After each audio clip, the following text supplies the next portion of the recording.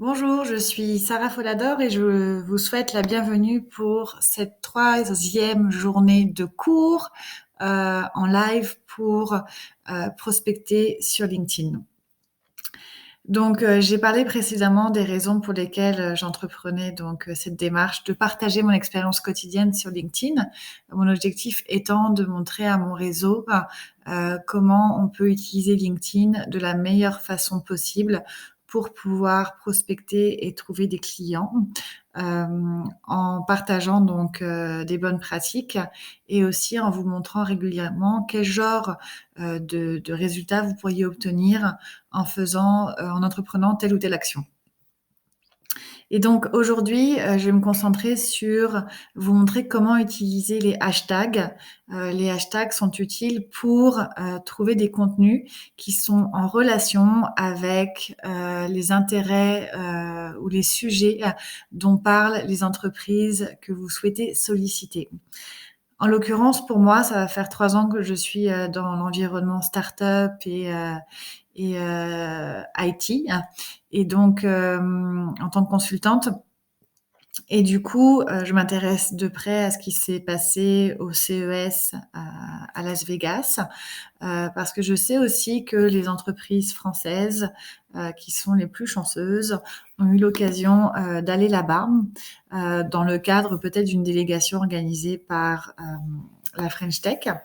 Et donc, ce que je souhaite vous montrer, c'est comment utiliser les hashtags pour trouver des contenus sur le CES 2020.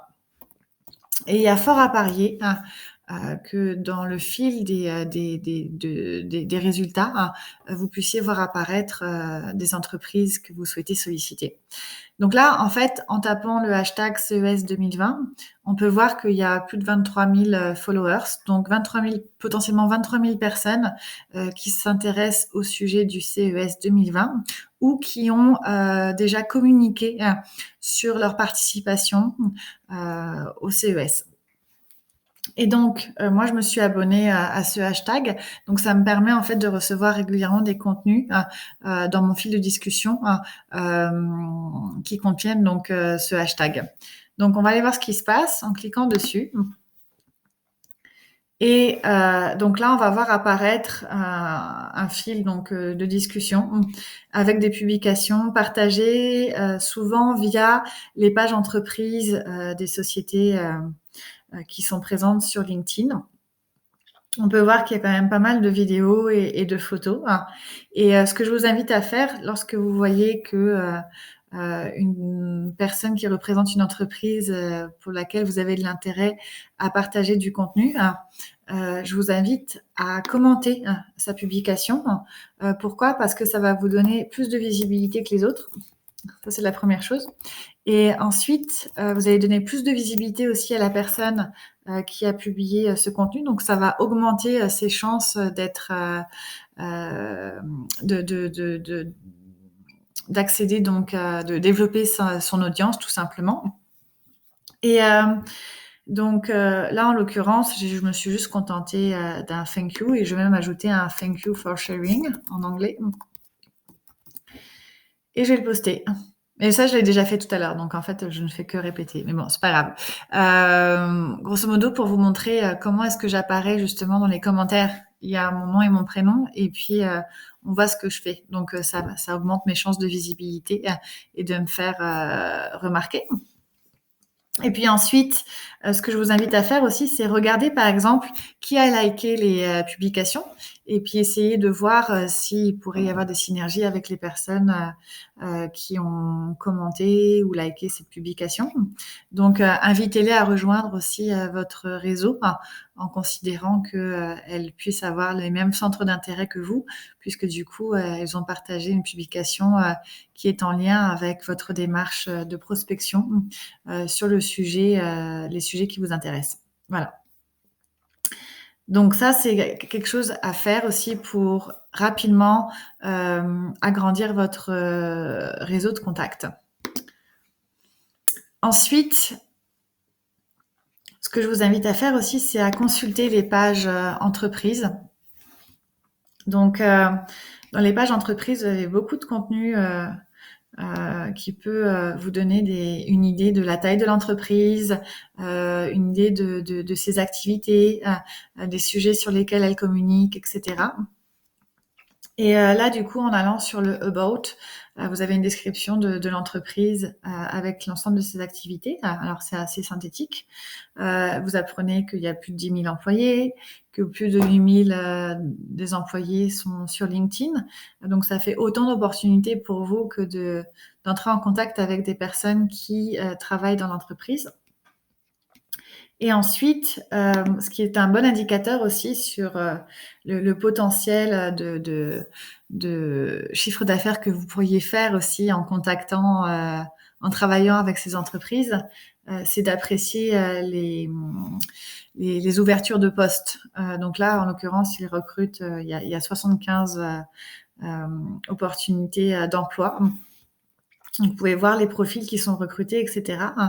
C'est un bon indicateur de bonne santé de l'entreprise. En tout cas, pour moi, de visu. Et donc, du coup, si ça peut vous permettre aussi d'engager une conversation avec le RH ou avec les managers des différents services que vous pourriez éventuellement solliciter. Voilà. Et sur la partie donc people, vous avez donc ici des éléments statistiques sur où est-ce que les personnes qui travaillent dans cette entreprise habitent et quel est leur background aussi en termes de formation, dans quelles écoles est-ce qu'ils ont été se former, etc.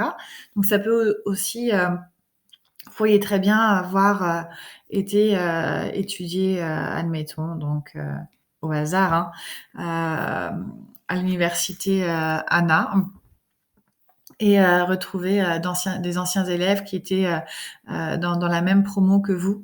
Donc du coup, c'est aussi l'occasion de reconnecter et d'amorcer une conversation pour pouvoir vous ouvrir la porte dans le but de décrocher un rendez-vous avec les entreprises que vous targetez.